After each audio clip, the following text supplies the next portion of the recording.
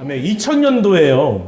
이 청룡 영화상에서 각본상을 수상하고 대종상 영화제에서 최우수 작품상, 감독상 등을 수상한 아주 그때 센세이션을 일으켰던 영화가 있습니다.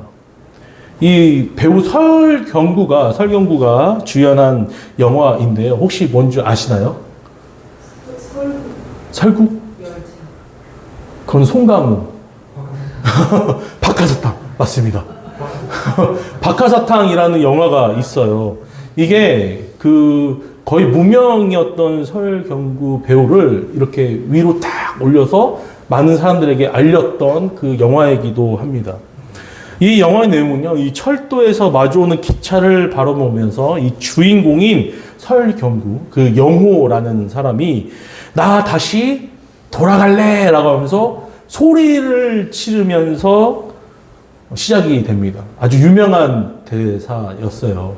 그래서 이 어느 방송에나 아니면 막 우스갯소리나 아니면 유행어처럼 나 다시 돌아갈래 막 이런 말들이 많이 오가고 했던 그런 영화였습니다. 처음 들어보시나요? 처음 들어보시고. 그럼 이 영화에 대해서 제가 소개를 해줘보면, 이 영화는요, 7개의 챕터로 구성되어 있습니다. 그래서 이 영화의 주인공인 이 영호의 그 현재 시점부터 과거의 시점으로 한 챕터씩 돌아가는 그런 구성으로 되어 있습니다.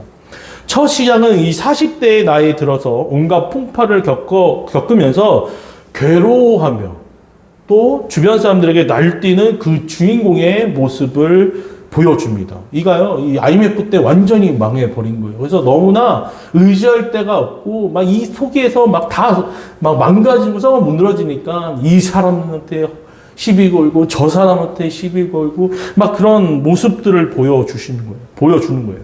현재 그 찌들어 있는 그 사회와 현실 속에서 점점 또 타협해가고 타락해가는 그 주인공의 모습을 처음에 그립니다.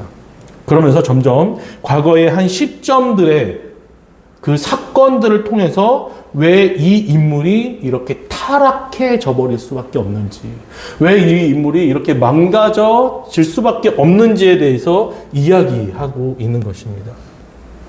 결국 이 7개의 챕터 중에 마지막 챕터는 그가 20살 때 가장 순수했던 청년의 모습을 보여줍니다.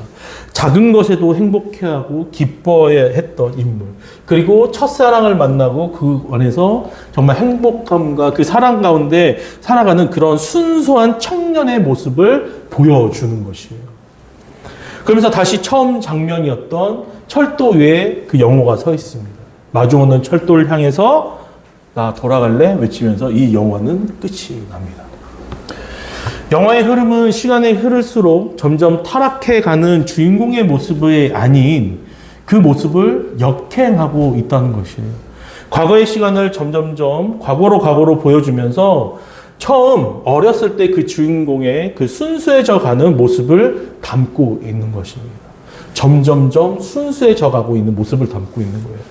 그 박하사탕의 이름처럼 가장 하얗고 순수했고 또 그 사랑의 추억이 담긴 그것을 보여주면서 이야기를 하고 있는 것입니다.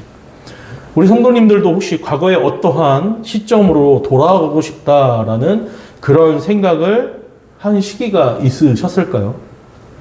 어쩌면 가장 행복했고 기쁨과 그 즐거움이 있었던, 혹은 나 자신이 아주 순수했다고 생각했던 그 시절들을 말입니다. 아니면 지금의 그 어려움과 힘든 생활을 가져다 준 어떠한 사건 이전에 내가 다시는 그런 선택을 하지 말아야지 하는 그런 순간, 그런 사건이 있었던 전의 모습으로 돌아가고 싶은, 내가 다시는 그 선택을 안 했을 텐데 라고 생각하는 그 순간으로 돌아가고 싶지 않으셨습니까? 있으세요? 많으세요? 아니, 그거 생각만 하고 있었는데, 그거를 이렇게 많은 분들이 농담 삼아 그런 말씀들을 하시죠. 네. 하지만, 그리고 또 내가 아직 하나님 앞에 해결되지 않는 그 죄나 그 문제들, 내가 이 죄들을 짓지 않았던 그 전의 시간들로 내가 돌아가고 싶다라는 이런 생각을 가지실 분들도 있으실 것입니다.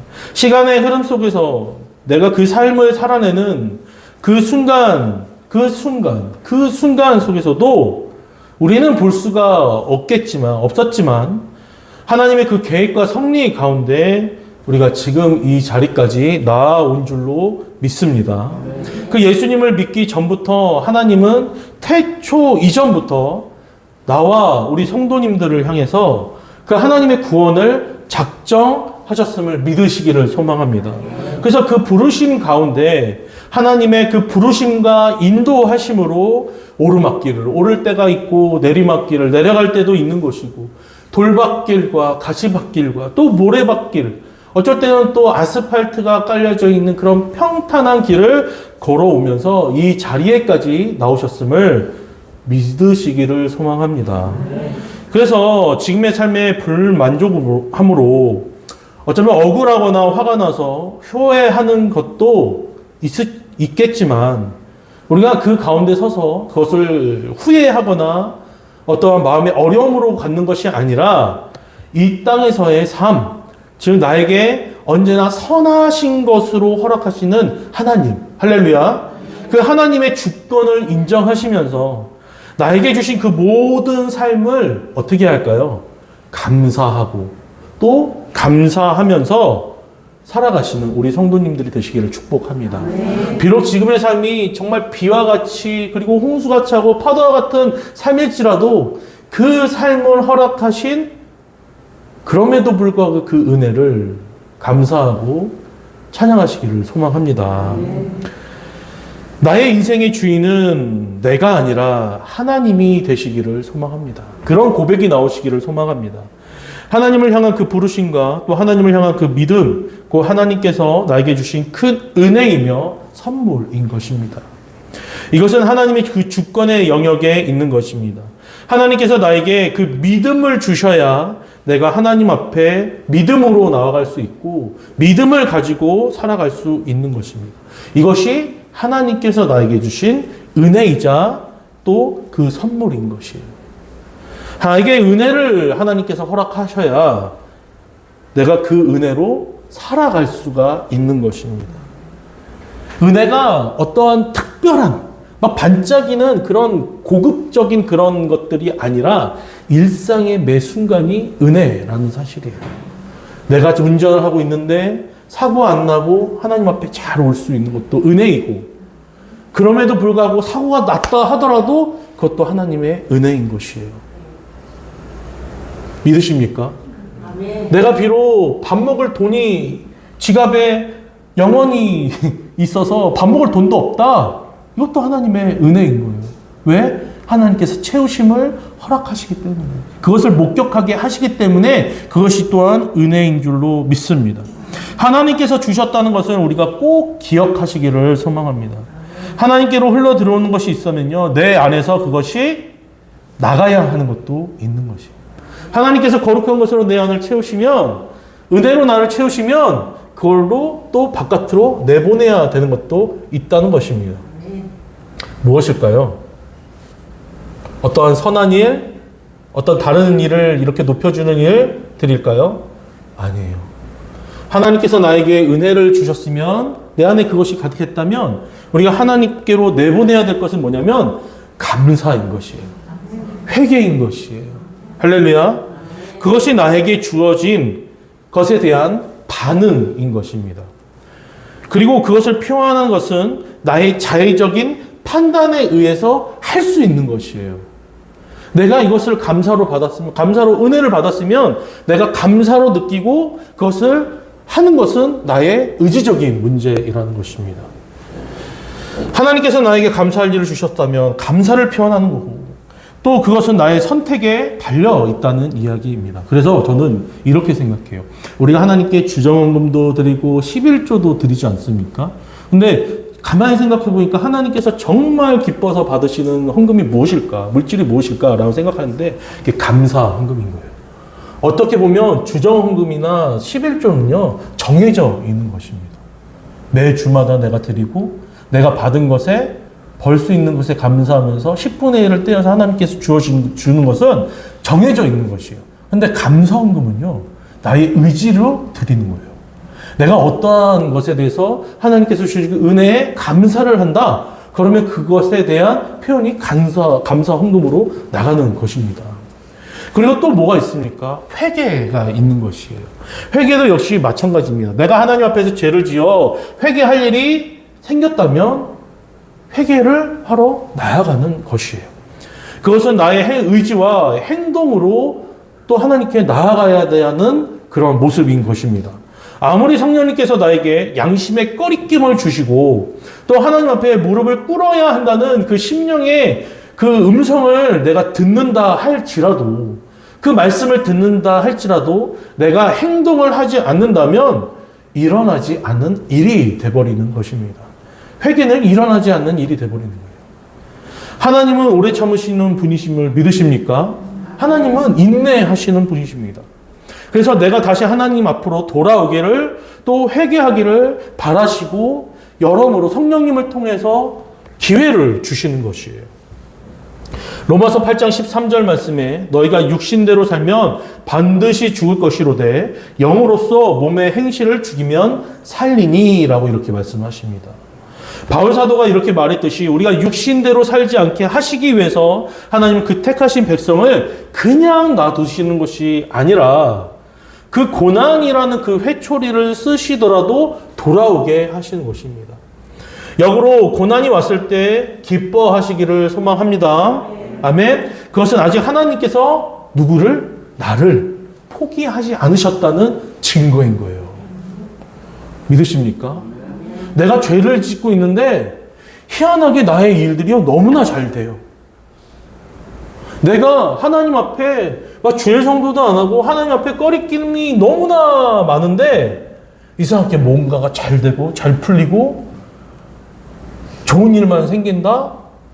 한번 고민해 보셔야 됩니다. 그때가 주님께 돌아올 수 있는 마지막 기회인 것이요. 그걸 깨닫는 것이요. 하나님께서 나를 포기하지 않으십니다. 할렐루야. 고난을 주셨다고 나를 포기해서 주시는 것이 아니라 포기하지 않으셨기 때문에 그런 고난까지도 은혜로 나에게 허락하시는 것입니다. 다시 주님 앞에 나올 수 있는 그 은혜의 통로가 됨을 기뻐하시기를 소망합니다. 아멘. 오늘 말씀은 다리오 왕 제2년에 그 8번째 달에 여호와의 말씀이 이또의 손자 베레가의 아들 선지자 스가랴에게 임했다고 이야기합니다. 당시의 왕 이름과 그 어떠한 날이 기록된 것은요, 이것은 허구라는 이야기가 아니라 사실적이고 역사적인 사실이다. 있었던 일이다라는 것을 이야기하고 있어요. 또 이것을 통해서 역사의 흐름 가운데 하나님께서 개입하신다라는 것을 또 말해주고 있는 것입니다. 선지자 스가랴의 이름은요, 히브리어로 제카르야라고 있는데요. 그 뜻은 여호와께서 기억하셨다라는 그 뜻을 가지고 있어요. 여호와께서 뭐 하셨다고요? 기억하셨다. 그 의미를 갖고 있는 것입니다. 누구를 기억했을까요? 바로 이스라엘을 기억하셨다라는 것이에요. 그는 이스라엘 바벨론 포로기 당시에 바벨론에서 태어난 레위 지파 사람이었습니다. 레위 지파 사람이었기에 그는 선지자 겸 또 제사장이었습니다. 그는 포로기한 시대에 사역했던 선지자였는데요. 페르시아 그 고레스 왕의 허락으로 수룹바벨과 대제사장 여호수아와 함께 귀환했던 사람입니다. 귀환할 당시 그는 나이가 젊은 제사장이었다고 이야기를 하죠. 이들이 예루살렘에 도착하자마자 제일 먼저 했던 것은 바로 성전 재건이었어요. 무엇이었다고요? 성전을 재건하는 것. 바벨론으로 그 이스라엘이 끌려갈 때 그 포로로 끌려간 그 사람들 중에는 하나님을 경외했던 그 사람들이 있었습니다. 하나님의 경외했던 그 사람들은 예루살렘을 향하여 기도를 드렸고 또 예루살렘을 그리워했다는 것입니다. 그들이 다시 귀환한 이들은요, 그 성전 제사를 회복하기 위해서 그 무너진 성전처럼 자신들의 그 신앙을 회복하기 위해서 성전의 기초를 다시 쌓았다고 이야기를 합니다. 이스라엘이 다시 예루살렘에 돌아왔을 때 이미 그곳에 살고 있었던 사람들이 있었어요. 누구였냐면요. 사마리아인들이 그곳에 살고 있었어요. 사마리아인들이 누굽니까? 아시리아와 유대 사람들, 북이스라엘이 망했을 때 모두 이제 아시리아에 가지 않습니까? 그 아시리아의 사람들과 이렇게 혼혈아들이 바로 사마리아인들이에요. 그 사마리아인들이 들어와서 그곳에 살고 있었다는 것이에요. 그것을 터전으로 삼고 있던 사마리아인들은요, 또 그 주변 민족들은요, 다시 그곳에 고향이랍시고 돌아온 그들을, 이스라엘 사람들을 반기지 않았습니다. 그래서 그들이 성전 재건을 할 때도 방해를 놓았다는 것이에요. 그들의 마음을 어렵게 했다는 것이에요. 결국 그들이 열망하던 그 성전 재건의 사업이요, 어떻게 되었을까요? 중단되고 맙니다. 그리고 16년의 시간이 흐릅니다. 그들은 열망했어요. 하나님의 성전을 재건하자. 우리가 하나님과의 그 마음, 신앙과 하나님의 관계를 회복하자 했더니 이 방해하는 요소들이 너무나 많이 있었던 것이에요. 근데 그 요소들에 지금 이스라엘 사람들이 어떻게 됐습니까? 넘어진 거예요. 무릎 꿇게 된 것입니다. 그래서 하나님은 그 16년의 시간 동안에 그냥 놔두십니다. 그리고 하나님의 때에 그 멈춰져 있는 성전 재건을 다시 진행하기 위해서 학개와 스가랴 선지자를 그들에게 보내게 되는 것이에요. 학개가 먼저 이스라엘에게 보내주고 그 2달 정도의 후에 스가랴가 이스라엘에게 보내지는 것입니다. 그래서 이스라엘은 그 중단된 성전 재건을 다시 시작하게 되었습니다. 그리고 4년 만에 성전이 완공되게 됩니다. 그 이스라엘의 고향으로 돌아왔을 때 이들이 돌아올 때는요, 강제적인 이주가 아니었습니다. 자발적으로 가고 싶은 사람들은 가라! 라고 했을 때 자발적으로 이들이 이스라엘을 향해 왔었다는 것입니다. 스가랴를 포함해서 이스라엘 백성들은 자신의 의지대로 돌아온 것입니다. 이들은 바벨론에 남아있던 사람들보다 어쩌면 하나님을 더욱더 사랑했던 사람이었을 것입니다. 또 이스라엘의 회복을 바랬던 사람들이었다는 것이에요. 그런데 이 시간이 지남에 따라 점점 여러 그 방해되는 것들과 또 진행되지 않는 그런 성전의 재건 가운데 또 혹은 고향으로 돌아왔다는 그 안도감 가운데 이들의 마음은요, 그 열정은 점점 식어져 가고 있었다는 것이에요. 교환할 때 이스라엘을 회복하겠다 그 갈망했던 그 뜨거운 열정들, 그들의 열정은 식어져 버렸습니다. 또 성전의 재건이 멈추듯이 그들의 신앙의 모습까지도 식어져 버린 것입니다. 멈춰 버린 겁니다. 하나님과 아무 상관없이 그 땅에서 다시 살아가고 있는 것이에요. 요즘 말로 하면 매너리즘에 빠져버린 것입니다. 매너리즘은요, 뭐냐면 그 반복되는 그 생활 속에서 그 독창성을 잃어버린 그 현상을 이야기하는 것이에요. 이 일정한 방식이나 태도를 계속 취하니까 거기에 몸이 익숙해져 버린 것이에요. 그래서 어떠한 새로운 것들을 하기가 싫어지는 것이에요. 또 해야 될 이유도 모르겠는 거예요. 이대로 하면 되니까. 마음까지도 행동까지도 모두 굳어져 버린 것이 바로 매너리즘입니다. 지금의 상황에 안주해버리고 도전하려고 하는 그런 생각을 하지 않는 것, 익숙한 대로만 하려는 것, 그것이 매너리즘이죠. 이들도 그 신앙의 매너리즘에 빠져버립니다. 의무적으로, 습관적으로 마음은 없이 하나님께 나와 예배드리고 그 안에서 겸손도 사라져 버리게 되는 것이에요. 습관적으로 드려지는 예배. 그러니까 하나님께 나와서 예배드린다는 그 생각조차도 아닌 거예요. 그냥 나와서 예배드리고 시간 되면 가고. 왜 예배를 드립니까? 하나님께 경배하기 위해서, 하나님께 내 마음을 드리기 위해서, 하나님께서 주신 그 감사의 은혜의 반응으로 예배를 드리는 것이 아니라 시간이 됐으니까. 일주일에 한 번. 또 이 예배를 안 드리면 내 마음이 불안하니까. 어떠한 일이 생길 것 같은 그 불안감에 예배를 드리는 것이에요.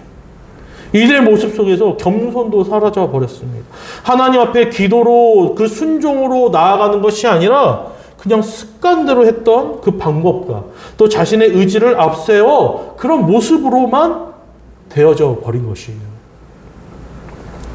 그들의 첫 번째 이스라엘에 왔을 때, 예루살렘에 왔을 때 첫 번째 그들의 우선순위는 무엇이었습니까? 성전 재건이었어요. 그런데 그것이 막히게 되니 이제는 관심조차 없게 돼버린 것입니다. 성전 재건은 사마리아인들의 방해로 진행되지 못했습니다. 하지만 더 큰 문제는요, 그 사마리아인들의 그 방해가 아니라 이제는 그 성전조차도 재건을 하고자 하는 그 의지마저도 꺾여져 버린 그들의 마음에 있었던 것입니다. 학계 1장 2절에 보니까요, 이렇게 말합니다. 만군의 여호와가 이같이 말하여 이르노니 이 백성이 말하기를 여호와의 전을 건축할 시기가 이르지 아니하였다 하느니라. 이게 무슨 얘기냐면요, 자기네 생각과 자기네 뜻대로 하나님의 그 전을, 여호와의 전을 건축할 시기를 정해져 버린 것이요.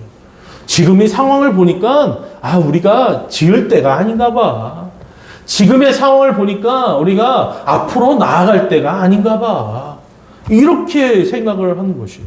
결국엔 하나님의 의지와 계획과는 상관없이 그들이 스스로 그때를 정하고 서로 인정해버리는 상황이 된 것입니다. 우리도 이런 상황에 너무 빠질 때가 많지 않습니까? 혹시 이런 상황을 해석해서 지금은 때가 아닌가 봐 라고 하면서 우리가 좌절하고 안주하고 넘어져 버리는 경우들이 너무나 많다. 교회 안에서 어떨 때는 이 융통성이라는 말로, 또 어떨 때는 집단과 그 개인의 의견으로 하나님의 그 생각과 관계없이 교회의 상황과 교회의 일들을 좌지우지하는 경우와 그렇게 되는 경우가 너무나 많다는 것입니다. 나 개인의 개인조차도 게으름과 그 나태를 포장해서, 게으른 거예요. 일어나지 않는 거는. 근데 그것을 포장을 하는 것이요. 더 완벽하게 하기 위해서. 아니면 그때를 위해서 내가 준비하고 있노라. 이른바 그 타이밍을 기다리고 있다라고만 말하고 있는 것입니다. 하나님은 그래서 이 학계를 통해서 이스라엘에게 이야기를 하는 것이에요.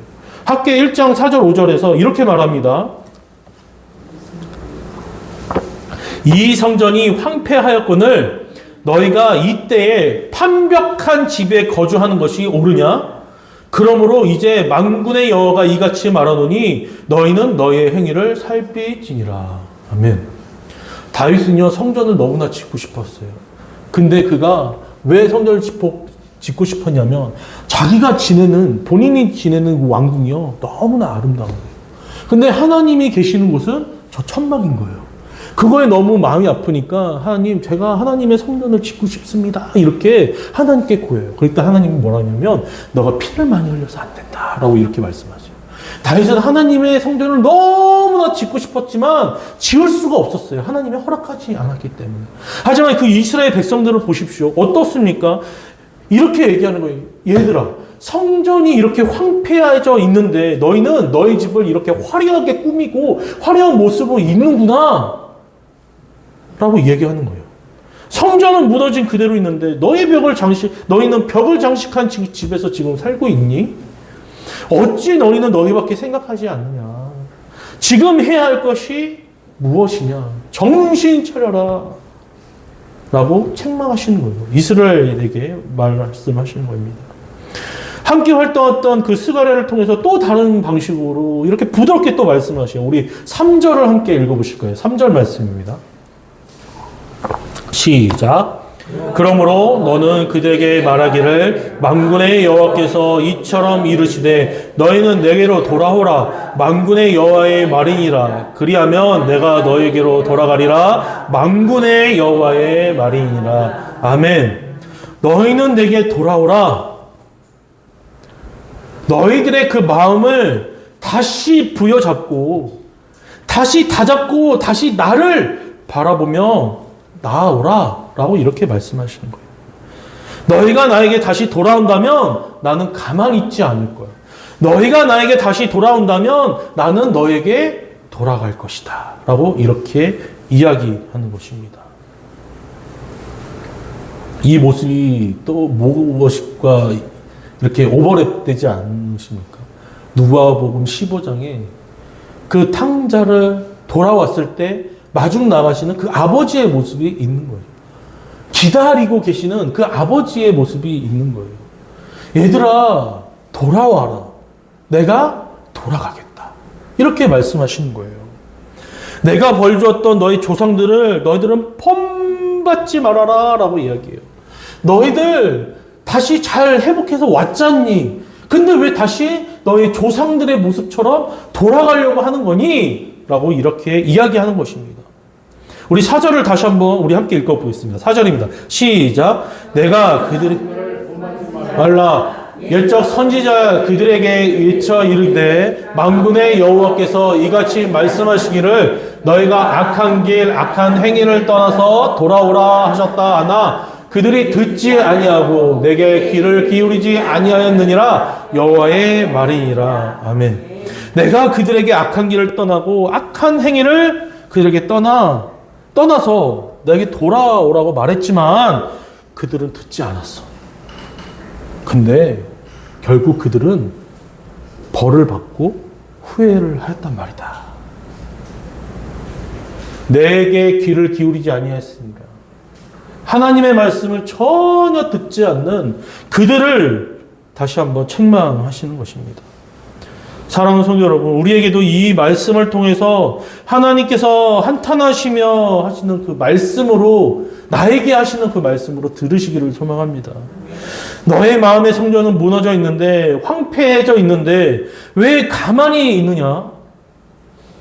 너는 지금 죄 가운데 있는데 왜 가만히 있느냐? 너 왜 나와 아무 상관없이 너 자신을 위해서 살아가고 있느냐? 너의 신앙은 무너져 있는데 너는 왜 외적으로만 겉모습으로만 거룩한 척하고 있느냐? 내 안에 사랑이 없으면서 사랑을 너의 입으로는 말하고 있구나 라고 말씀하시고 계십니다. 사랑하는 아들아, 사랑하는 내 딸아, 너의 행위를 한번 살펴보겠니? 너 스스로 한번 살펴보아라. 이제 알겠니? 라고 말씀하시는 것이에요. 그러시면서 하나님은 그러니 나에게 돌아오라. 나에게 돌아오면 내가 너에게 돌아갈 것이다. 내가 너를 만날 거야. 라고 말씀하고 계십니다. 사랑하는 성도 여러분, 이제 다리에 힘을 줘서 다시 일어나시기를 소망합니다. 아멘. 다시 주님께로 그 길을 돌아서시기를 소망합니다. 아멘.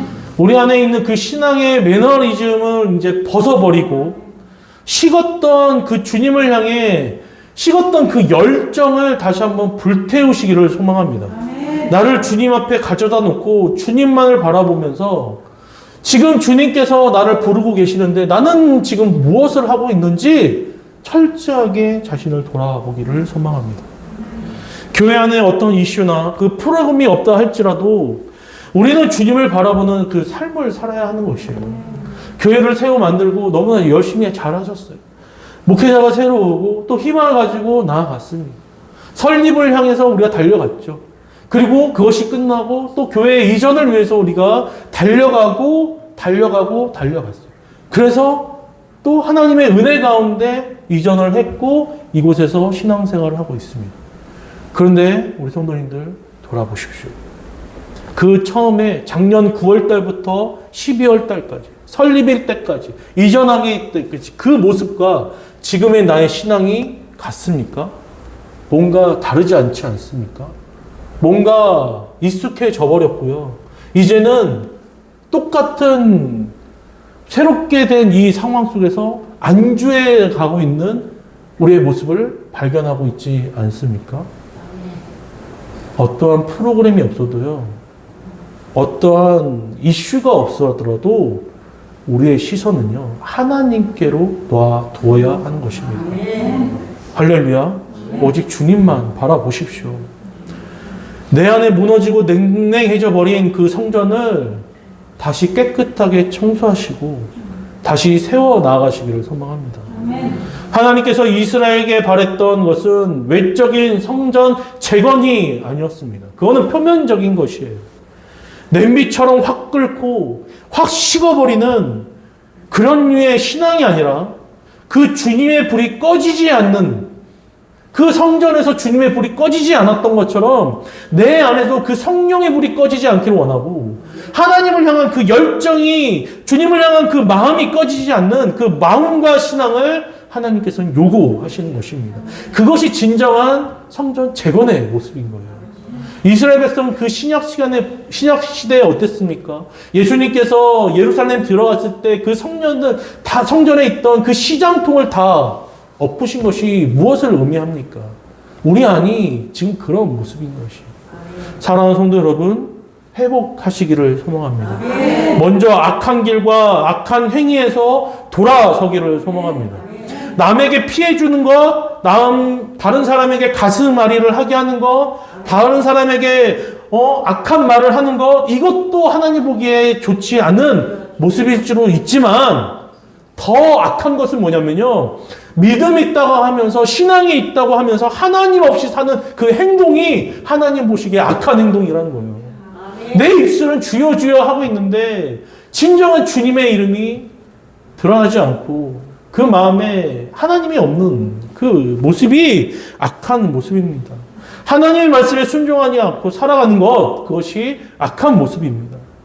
그것을 가지고 주님께로 회개하면서 나아가십시오. 악한 길과 행위를 돌아서는 것은 바로 회개입니다. 회개입니다. 그리고 그것을 다시 하지 않겠다고 결심하고 의지적으로 나아가는 것입니다. 그것이 바로, 회개가 바로 내 안에 그 성전을 깨끗하게 하는, 거룩하게 하는 그런 행위인 것이에요. 두 번째는 하나님의 말씀을 내 안에 언제나 거하게 하는 것입니다. 그것은 말씀 안에 들어가 사는 것이에요. 혹시 달마야 놀자라는 영화 보셨어요? 거기서 이 조폭들이 그 절에 숨어 들어가는데 그 주지스님이랑 대화를 하고 있는 거예요. 깨진 항아리에 물을 채우래요. 깨진 항아리에 물을 채우는 방법이 뭐가 있습니까? 그러니까 어떤 이들은 물을 갖다 붓고, 한 스님이요. 스는 그 항아리에 들어가서 내가 물이니까 그 항아리를 채운다 해서 물을 채웠다 이렇게 얘기하니까, 누가 물을 채우라 그랬냐, 사람을 채우라 그랬냐, 물을 채우라 그랬지, 이렇게 얘기해요. 근데요, 그 항아리를 채우는 방법이, 물을 채우는 방법이 뭐냐면 그것을 물 안으로 집어넣는 거였어요. 저는 어렸을 때 그 영화를 보고요, 정말 충격을 받았어요. 내 안에 하나님을 채우는 방법이요, 말씀을 읽고 말씀을 채우는 것이 아니라 내가 하나님의 말씀 가운데 살아가는 게 말씀으로 나를 채우는 것이에요. 사랑하는 성도 여러분, 내가 말씀으로 살아내시기를 소망합니다. 말씀 안으로 들어가시기를 소망합니다. 하나님 앞에 그래야 바르게 살 수 있는 것입니다. 그럼 세상을 향해도 바르게 살 수가 있는 것이에요. 하나님 앞에 바르게 사는 사람은요, 세상 속에서도 바르게 살 수밖에 없다는 것이에요. 하나님의 말씀은 나를 해를 두렵지 않게 하시고요, 쉴 만한 물가로 인도하심을 믿으시기를 소망합니다. 남들과 세상 속에서 뒤떨어져 보일지라도 그것은 그들의 이야기고요, 하나님 보시기에는 잘 가고 있는 것이에요. 이 말씀을 믿으시기를 소망합니다. 우리의 성전을 하나님께서 원하시는 성전으로 재건되시기를 소망합니다. 하나님께서 바라시는 그 모습으로 또 주님 앞에 살아가시기를 소망합니다. 내 뜻과 의지, 그 신앙의 나태함으로 살아가는 것이 아니라, 내가 그 순간에 있다면, 언제부턴가 내 입술이 고백이 감사가 아니라 불평, 불만이 있는다면 빨리 깨닫고 정신 차리시고 주님 앞으로 그 코람되어 삶을 회복하시기를 소망합니다. 너무나 감사한 것은, 그럼에도 불구하고 이 죄인이 주님께로 나아갈 때 주님은 만나 주신다는 것이죠. 주님께 얼굴을 구하는 자는 그 얼굴을 보이신다고 말씀하시지 않습니까? 그냥 만나 주시는 것이 아니라요, 환영해 주시는 것이에요. 환영하고 칭찬해 주신다는 것이에요. 우리를 영접해 주시는 주님께 그 회개로 나아가시기를, 그리고 그 안에서 행복과 기쁨을 누리시는 우리 하나 성도님들 되시기를 소망합니다. 노아의 시대처럼 주님은 지금 참고 인내하면서 기다리고 계시는 것이에요. 돌아오기를 기다리고 계시다는 것이에요. 근데요, 그 돌아오는 때는요, 그 마침표가 언제인지 모른다는 것이에요. 그러니까 우리가 빨리 깨닫고 마침표가 찍히기 전에 주님께 두 팔 벌려 나아가셔서 무너졌던 내 안에 있는 성전도 깨끗하고 거룩하게 하시고 또 금강석으로 정말 부풀에 타지 않는 그 멋진 것으로 만들어 가시는 우리 하나 성도님들 되시기를 축복합니다. 축복합니다. 아멘. 찬양하시겠습니다.